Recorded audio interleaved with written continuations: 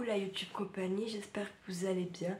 On est lundi 24 juin, il est 18h40 et on se retrouve pour une petite lecture. Je n'ai pas Charlie avec moi, j'ai fait toutes les démarches qu'il y avait à faire et voilà. Je dirai pas plus parce que moi-même, voilà. Parce que bien sûr, si j'aurais eu Charlie avec moi, pensez bien que j'aurais pas pu faire cette lecture à cette heure-là, d'accord?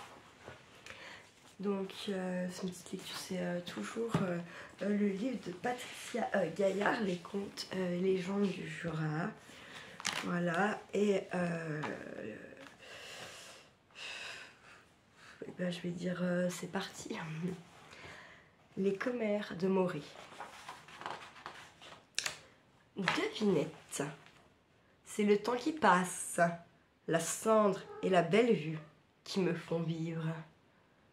Que suis-je? Donc je pense que seuls les francs-comtois et encore les jurassiens peuvent trouver cette devinette. Donc je vous dirai la réponse. C'est le canton de Maury. Il s'agit bien sûr de l'horlogerie, de la lunetterie et du morbier. Ce fromage traversé d'une raie de cendre grise, qui sont ces trois spécialités. Et puisque nous sommes par ici, je vais vous confier un secret. Dans ce coin du Haut-Jura, tout près de la Suisse, près d'un village de sources qui s'appelle Bellefontaine. Jadis Bellefontaine, dans une forêt d'épicéas, pas loin de trois rochers, qui se nomment étrangement les trois commères, trois vieilles fées se trouvaient... Ah non, je vous l'ai déjà lu, excusez-moi.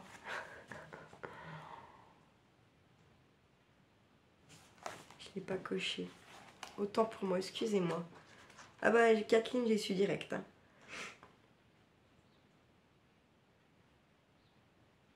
C'est bizarre, j'ai pas coché. Ah non.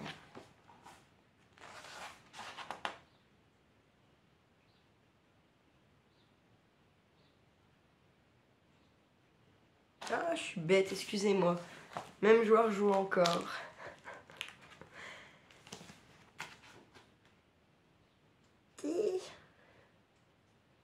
Hein? Pas loin, ça non plus. Ah, crotte, excusez-moi. Je suis vraiment un boulet.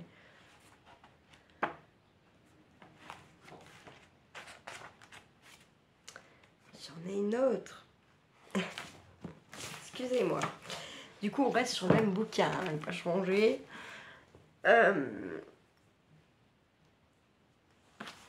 Cette fois, du coup, en fait, on est à l'opposé du jeu. Enfin, à l'opposé. Voilà. La fée du lac de Narlet. Les forces secrètes de l'âge leur rapprochèrent des nymphes qui peuplaient les bois d'alentour. Ses mains, c'est Séwin, ok? La rivière d'Ain longe le canton de Clairvaux sur toute sa longueur. Des affluents venant de l'est courent et s'y jettent. Ils ont des noms chantants, sirènes, hérissons, biais d'œufs, douvrenant, cimente. Ils irriguent cette terre comme autant de veines d'eau. Ce canton entier n'est que rivières, cascades et lacs. Parmi ces lacs, il en est un dont il serait dommage d'ignorer l'origine. Étrange, une terrible histoire.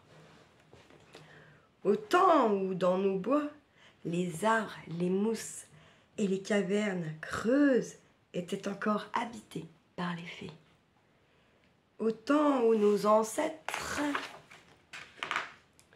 conservaient dans leur âme un petit jardin flou pour les y inviter. Une de ces dames-là, blanche et translucide, demeurait, dit-on, dans l'obscurité moite et brune d'une caverne qu'on appelait la caverne à la vieille. L'intérieur de sa demeure était caché par un rideau de vigne vierge et protégé d'un large relais glissant de mousse ruisselante. Un soir d'automne, dans le fond obscur de sa demeure creuse, cette fée déposa lentement sur le sol autour d'elle ses vêtements lumineux. Une robe fine qui coula comme un lait. Le châle pointu en dentelle, de brouillard, la couronne de lierre givrée parsemée de fleurettes et de gouttes de pluie, dont chacune brillait d'un éclat singulier. Le soleil, rougissant à cette heure, ne pénétrait pourtant pas jusque-là. « Qu'est-ce qu'il a, le bébé? Oui, il n'est pas content. » D'un claquement velouté de ses fins doigts nacrés, son corps nu et beau se retrouva ancien, flétri, fané. Puis d'un second claquement, deséripeaux tombèrent de ses épaules, glissant le long du corps en cascade creuse.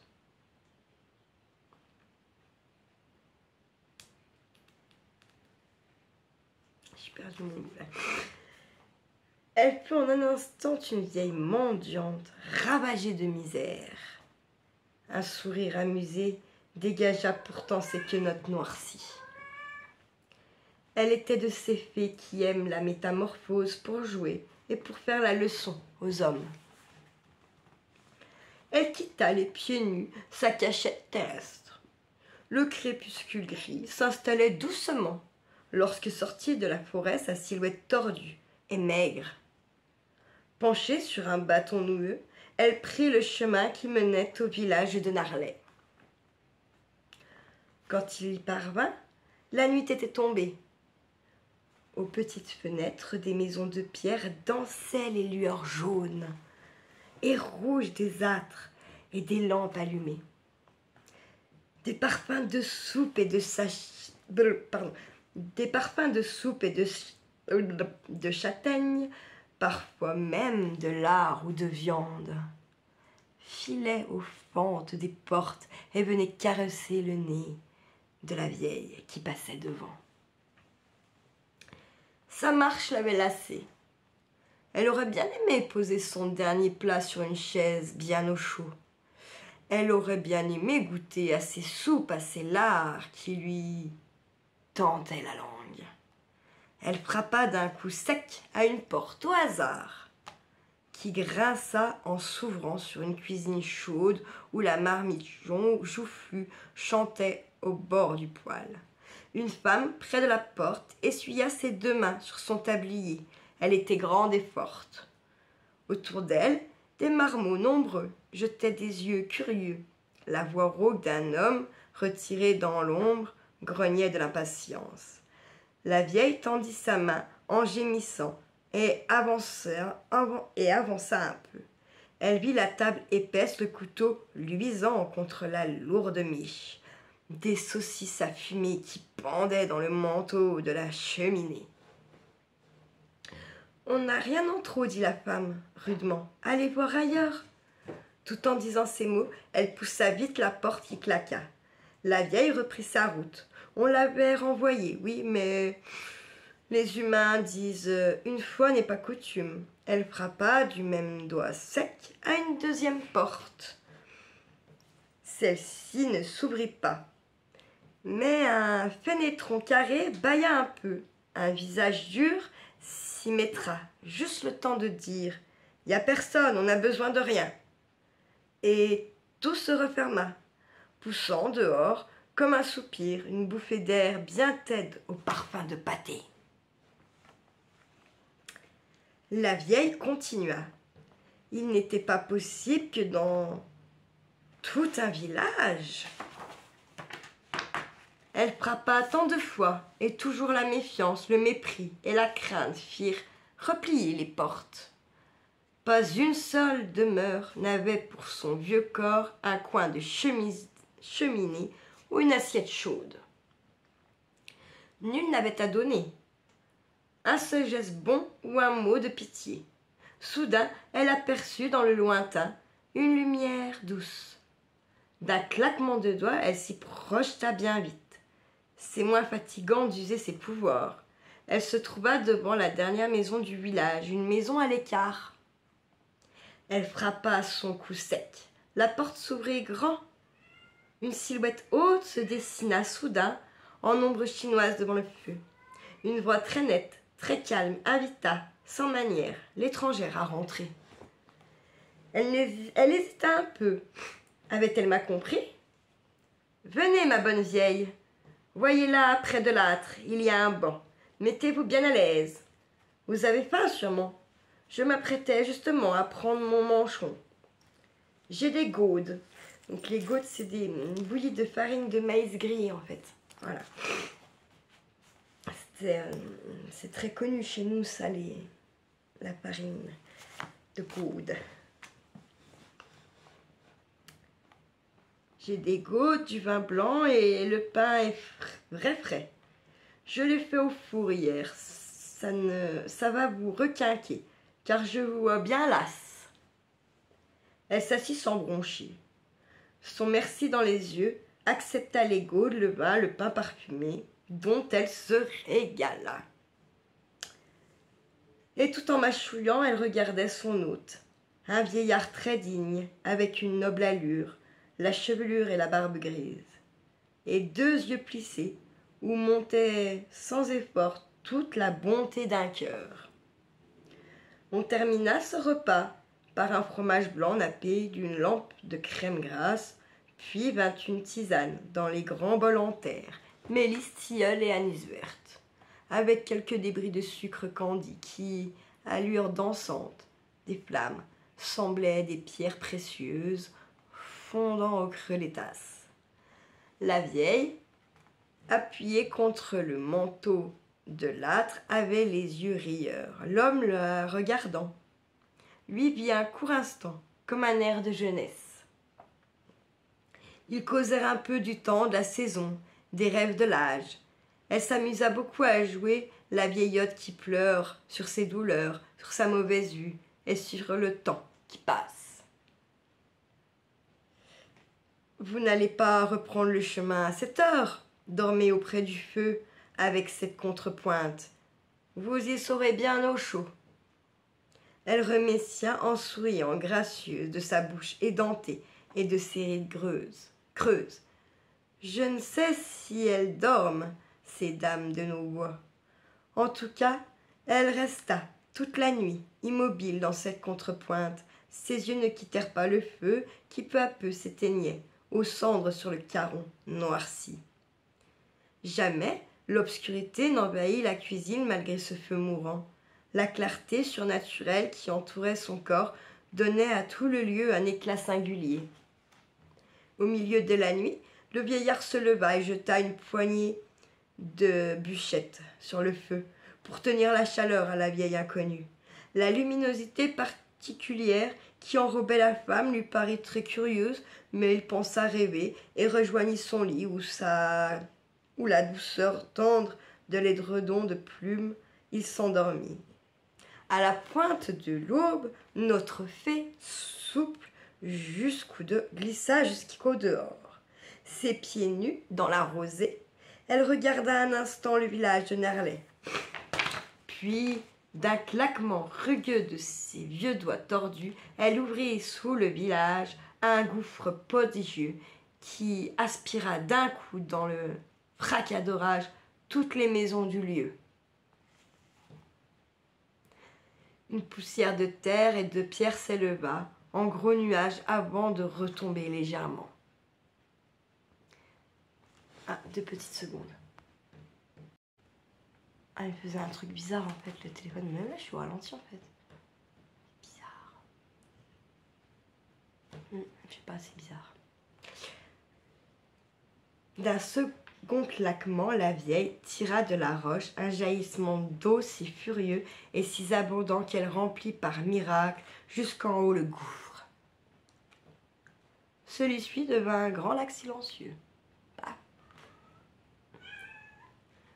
La maison du vieillard resta seule debout au bord de ce lac neuf où brillait le soleil si pur à son lever. La fée claqua des doigts une troisième fois et offrit à cette eau la vertu de blanchir comme neige tout linge qui tremperait désormais sans savon, sans cendre, sans la moindre lessive, et même sans frotter. Lorsque le vieil homme, brusquement réveillé, comme par une tempête, se montra sur le seuil, il vit devant sa porte, à quelques mètres à peine, les eaux calmes et parfaites de ce lac nouveau-né à la place du village qui semblait envolé. Cette fois encore, il crut rêver, mais il vit s'éloigner sur le chemin menant dans le bois la blanche silhouette d'une dame qui semblait avancer sans même toucher la terre et qui portait au front, on la voyait de loin, une couronne de lierre givrée avec des fleurettes et des gouttes de pluie qui brillaient, comme seul emportant les fées. Emporte les fées. Il était de ces sages qui s'accommodent sans peur des mystères les plus fous. Alors, sans rien comprendre, il continua simplement sa vie. Un jour, lavant ses draps dans les eaux magnifiques, il vit qu'à peine trempé le tissu de bain blanc comme la plus blanche neige. Et il sut que la fée avait laissé cette singulière trace derrière elle.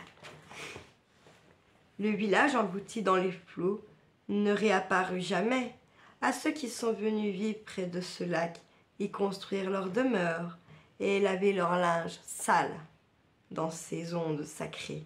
Le vieil homme a longtemps compté la visite discrète et tragique de cette dame blanche.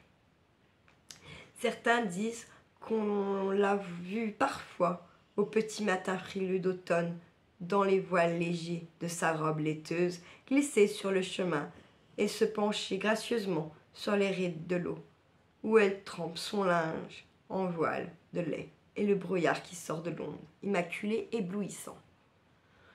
On m'a dit qu'à minuit, les nuits de Noël, les cloches de la ville disparues sonnent au fond du lac. Chaque coup montre en là, sourd, et secoue le miroir de l'eau, en ridicule argentée et vibrante. En ridule, pardon, argentée. Seules les oreilles innocentes les entendent encore. Dans notre bon vieux monde, ces oreilles sont rares. Quittons à présent Narlet, ce lac de Narlet, sa terrible origine et ses vertus inattendues. Nous y reviendrons vers le temps de l'hiver pour entendre sonner le clocher englouti qui résonne du fond de l'oubli à minuit précise chaque nuit de Noël, dit-on. Nous passons près d'un bourg qui se nomme le Franois. Au moulin de ce village, on raconte que des archéologues ont cherché longtemps la peau du dernier ours tiré dans le Jura. En vérité, nul ne retrouvera jamais cette fourrure, car cet ours était la belle-mère du meunier. Cette femme se transformait en ours la nuit de pleine lune. Cet être-là ne laissait pas de traces palpables. Ils y perdraient leur si belle poésie. Voyez, nous passons dessus des très nombreuses cascades et cascatelettes du Hérisson et entrons dans le canton de Saint-Laurent-en-Grandvaux. Laissons la Viouvre rejoindre les eaux du Bief, où elle va bientôt prendre son bain nocturne. Nous la rejoindrons. Un petit tour près de Dénésières qui abrite dans ses souvenirs des êtres invisibles et généreux qu'il aurait été bon de ne pas perdre. Je vais vous en dire l'histoire. Mais ce sera pour une autre fois. Voilà. Je vais le mettre là. Il peut falloir quand même que je coche parce que vous avez vu, j'avais foiré, j'avais déjà lu cette histoire. Je vais aller rentrer mon linge qui doit être largement sec. Et là, c'est comme d'habitude, je suis frigorifiée. Je ne sais pas. Je ne comprends pas. Pourtant, il ne doit pas faire si froid que ça. Ça fait très chaud ici aujourd'hui. Bon, après, on n'a pas trop profité parce que, en fait, j'ai pas arrêté d'être à droite, à gauche pour mes papiers, pour faire une main courante, tout ça. Nanana. Dommage que je peux pas y enlever ça. Merde. Je mettrai plus tard peut-être la vidéo finalement alors. Bref. De toute façon ça sert à rien. Voilà ce qu'on m'a dit. Voilà. Sur ce, prenez soin de vous, prenez soin de ceux que vous aimez et surtout profitez d'eux. Profitez d'eux le plus que vous pouvez. Voilà ma YouTube compagnie.